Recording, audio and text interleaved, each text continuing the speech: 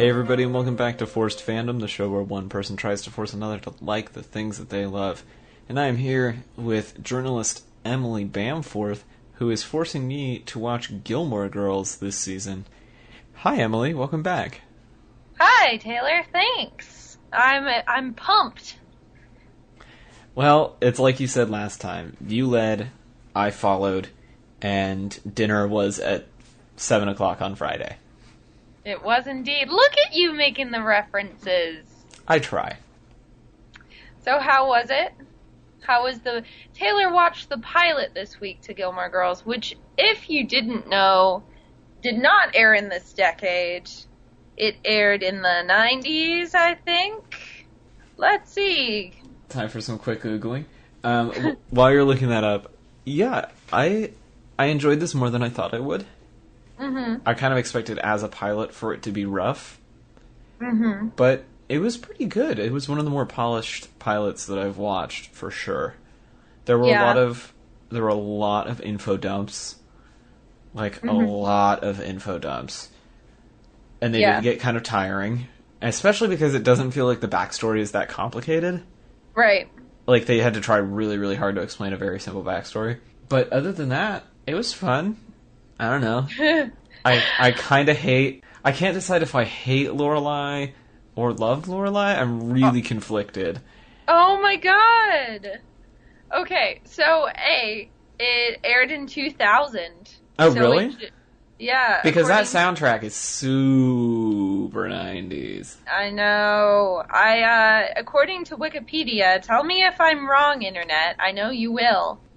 It began airing on October 5th, 2000 on the WB. So that's interesting. My roommate was walking through and sat down for part of the pilot with me.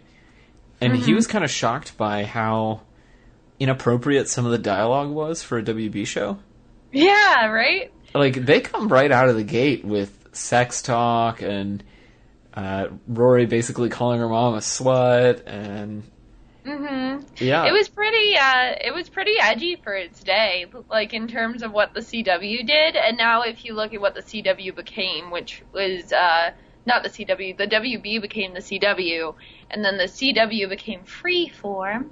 When it became the CW especially, it got shows like The Vampire Diaries and like Supernatural and like all that stuff, which are actually pretty edgy for like shows that air during prime time. So it was kind of like, it was an edgier sitcom for its time, and I never really noticed that until you just pointed it out, but I was made to wait until a certain age until I could watch it. And I can see why. It's fairly inappropriate for young children. Yes. So let's go through kind of some of the major plot points here. Of course, that's what we always do here. I'm gonna pull a Taylor. Hold on, let me listen to some Blink 182 and Okay, you don't have to hate on me just because you're doing my thing. Sip on a damn fine cup of coffee. I would love a damn fine cup of coffee right now. I know. And even so would Lorelai. Holy yeah. crap, that woman drinks a lot of coffee. Good observation. I feel like they beat me over the head with that in this episode, yeah, but you know. By the way, that opening though, the opening to the show where There She Goes is playing, and she goes in the coffee shop, and the guy gives her sass for ordering coffee, and then there's that creepy dude. Yeah. Yeah. That was sure a thing that happened. Yeah, what did you think of the fact, it kind of sets it up, I feel. The fact that guy hits on her and then hits on Rory, like, pretty much immediately afterwards. Yeah, it kind of felt like a sketch, almost. Like it should have a da-da-da-da-da-da at the end. Well, it does. It just goes straight into the theme song. Okay, the theme song is gonna haunt your dreams. It's way too stupidly catchy. It's really obnoxious. When I binge watch this show with friends, we always, like, don't skip the intro song and just sing it all the way through. And it's really, really fun. I don't know if I can do that. I'm probably going to skip it on the next episode, to be honest. Well, wait until you get invested, and then you'll be singing it. You'll be singing a new tune. In this, you meet a lot of the main characters, and you get kind of the setup for what's happening. Rory is accepted at Chilton, so that's... She loves being a private school girl. She does. She's just too good for public school. They're moving too slow. What are your thoughts about Rory right now as a character? She's very much a teen, I feel. Nerd! She's the kind of nerd that makes other nerds look bad. Yeah. And, that's fine. That makes her a compelling character. But, yeah, she a nerd. She a nerd. Yeah, that is how they set her up, this is Supreme Nerd, who also happens to look angelic and perfect and attract the attention of a one Dean. I can't remember his last name. I think it's Forrester, but I might be wrong. That might be Supernatural. I think it's Supernatural. Well, he doesn't get a name in this episode, to be fair. He's just swoopy-haired boy who's been watching her. Also, how fucking creepy is that? Excuse my He friend. is super creepy throughout this entire show. I know. At least in this first episode. He's weird. He seems just misunderstood and stuff. I really enjoyed the awkward teen banter between them, though. Particularly the part where he says, yeah, I just moved here from Chicago. And Rory responds, Windy, Oprah. And he's like, yep, that's pretty much it. And I was like, okay. So you see that Rory has never talked to a boy before. And apparently knows absolutely nothing about Chicago. But she likes to pretend that she does. I'm sorry, Wind, Oprah is not pretending you know anything about Chicago. Wind, Oprah. Those are just words. That's like saying but it is being soup, short, tower, snappy. To say Italy. That's not how that works. Right. So throughout the first season, you end up seeing quite a bit of Dean. I figured since he's in the pilot and, he's her male friend. He's the first of the men in Rory's life that people talk about. There are 3 men in Rory's life that mainly people talk about, and Dean is the first. Okay. And he is a absolute something. I'm not going to spoil it for you. I was going to say, you can't tell me what he is. That defeats the whole purpose. Well, I could have been saying he's an absolute douchebag or he's an absolute gem. You could have been, and I don't know which one you're saying. You don't know. So during the pilot, were there any characters that really stood out to you besides the fact that you don't know how you feel about Lorelai and you don't know how... Well, you just think Rory's a nerd. I don't just think Rory's a nerd, but I think that's how she's painted in this episode. That's fair. I mean, she's a primary character, so she can't be that flat. Right. What do you think of the grandmother? Emily Gilmore. Dad is a bastard, and Mom wants to be involved in the girls' lives. Is the note I have for when you meet them. Richard Gilmore. Played by Richard Adam... not Richard. What is his name? Never mind. He was played by a very beloved actor who died recently. I mean, his performance is great, but his character is kind of a dick. Yeah, if you notice in the opening credits, he gets a special and... Yeah, he gets, special appearances by. Yeah. So, they basically... The central conflict is that, in this episode, Rory is too good for public school. She has to go to private school. She wants to go to Harvard. Chilton, but in order to get there, she needs to go to Harvard via Chilton. Yes. Yes, I know. It's complicated. It's not complicated. The ultimate end goal is to get to Harvard, and Chilton is the only way to do that. But Lorelai, being a single mother and someone who works at an inn, does not have enough funds to pay for this hefty private education. So she goes to her estranged mother and father, who she, I'm not sure if this is talked about, but in any case, they don't spend a lot of time together. They're not very emotionally connected. Lorelai was very young when she had Rory. Yeah, they talk extensively about that, and her mother says, "It's rare that I have my girls here on a day that the banks are open." Because they only show up on Christmas and Easter. I thought that was a great one-liner. Emily has a lot of those. Emily is she is the perfect... She represents a very specific moment in time for women, I feel. And so she is one of the women that people refer to as the Gilmore Girls. People forget that Emily is too a Gilmore Girl. So keep that in mind.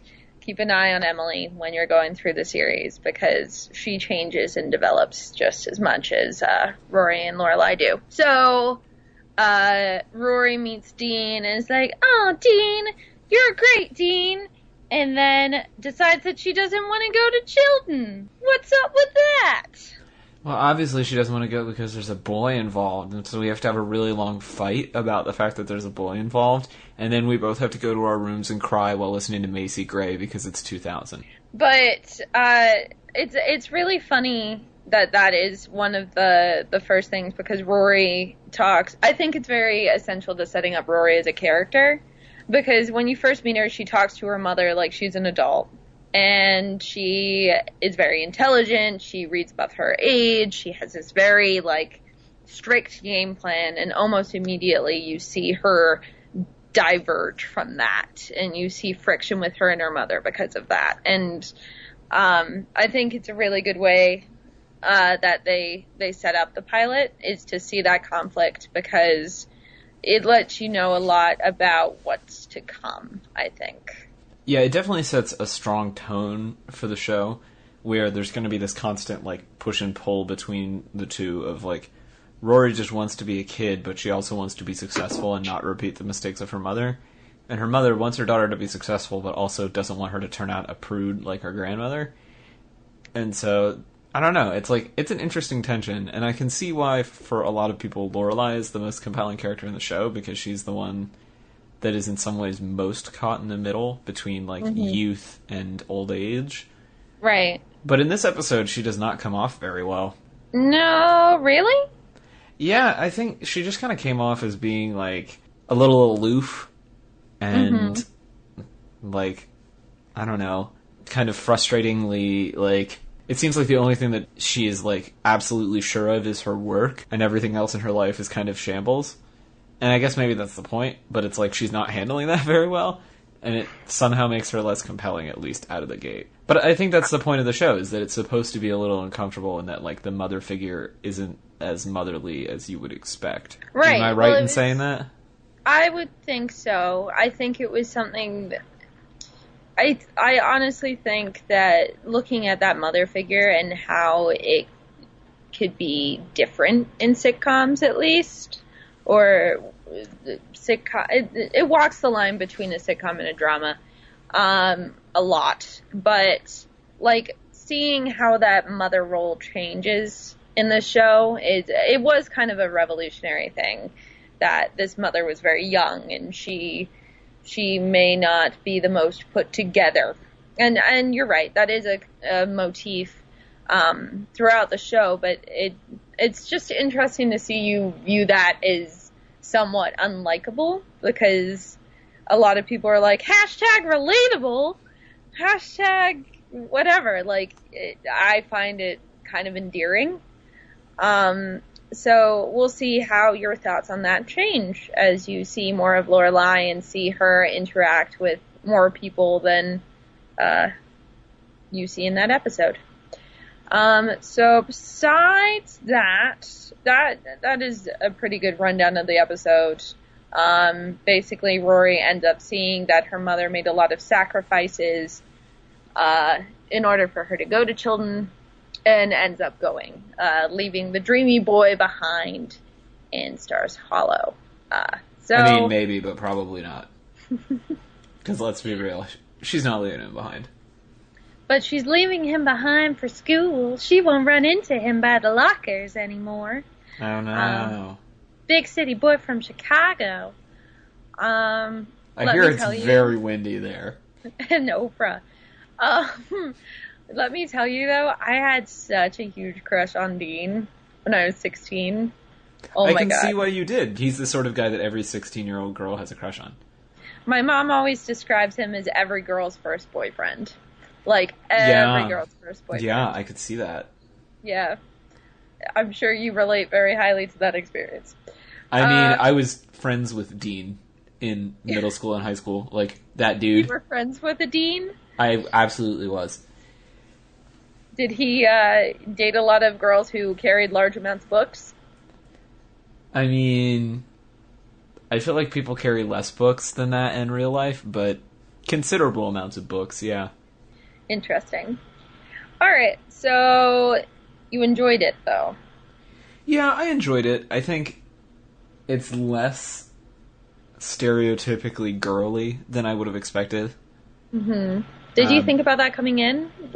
That maybe, because that's some of the buzz that's been going around it recently, I feel. It is, yeah. That's been kind of like the renewed attention in the show, I think, has been about the fact that it's not a Hallmark movie. Mm-hmm. Like, it's not super sentimental and romantic and kind of like, I guess, fluffy is the word I want to use. Because it deals with serious issues and it, like, has actual conflict. And that wasn't something that I initially thought about the show going into it. I thought it was just kind of like, you know, I don't even know what a good example is, because even Seventh Heaven actually started to deal with issues towards the end.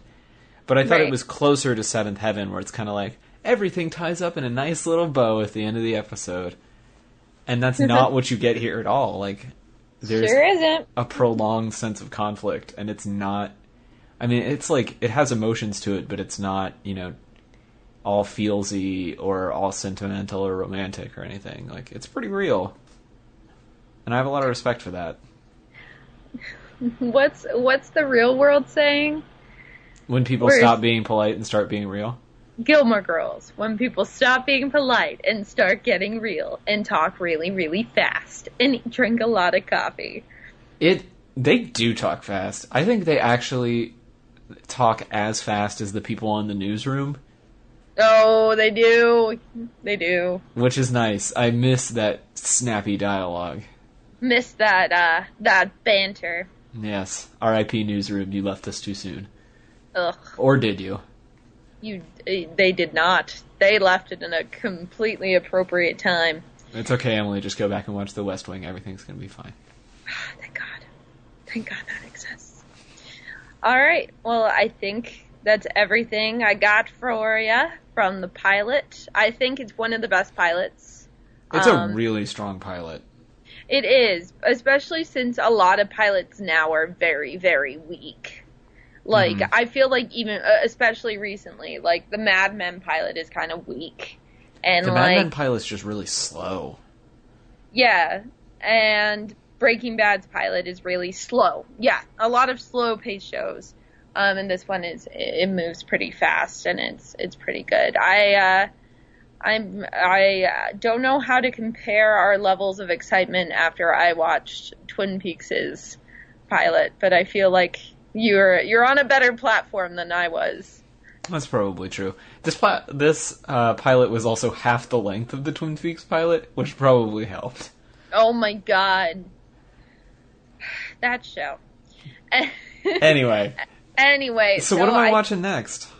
Next, I'm pretty sure, and maybe I'll run a little Twitter poll, because I've got a couple other ones in mind.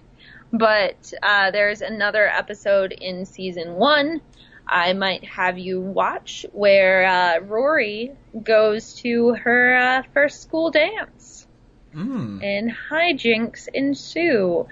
Sounds full of hijinks. Let me, maybe I'll do a Twitter poll, because there's another episode where Rory is in a market with Dean, and I'm trying to figure out which one I'll have you watch, but I think it's going to be the one where she goes to a dance and wears a fancy dress, and it's pretty rad. So if people want to vote in that Twitter poll, where should they go? Now it's got 3 options, because I just thought of another one. I'll tweet it out at my Twitter handle, which is @Emily M. Bamforth. Also tweet at me with some suggestions on whether or not I should have Taylor take some BuzzFeed quizzes along the way, because there were a lot of Gilmore Girls trivia quizzes. Oh gosh. I don't know how I feel about that. Well, you can talk to me about Gilmore Girls, or anything else for that matter, on Twitter at TC Olmstead. We also have a Facebook page for Force Fandom now, facebook.com/Force Fandom. You can talk about it over there too. It's very exciting. I think we should change our cover photo to something Gilmore Girls related.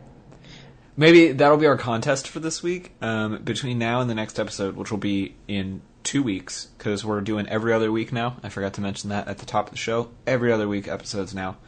But whoever sends in the best Gilmore Girls artwork or Gilmore Girls screen cap in the next week and a half, you get to be the cover photo. So yay! Yay! That sounds like fun. What a delightful contest, Taylor. I know, right? All right, well, I'm going to go off and probably eat something unhealthy and maybe drink some coffee, even though it's 8:40 at night. Sounds like a good time for chili fries. That's what Lorelai Gilmore would want. I agree.